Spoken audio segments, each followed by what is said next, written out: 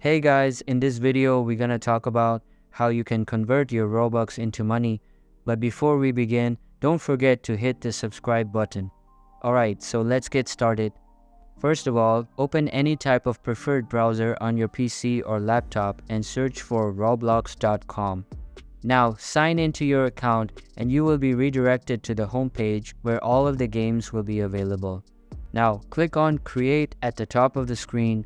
Then in the Finances section, click on DevX and you can see that Roblox users are able to convert their Robux to USD if they have a minimum of 30,000 Robux. This threshold is set by Roblox itself, so there is no way you can bypass it or cash out with less than 30,000 Robux. This feature allows creative users to earn money.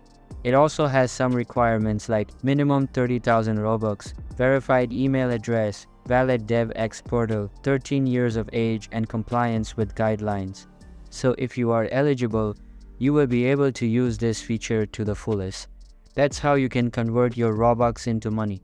So that's all for today's video. Hope you liked the video. Thanks.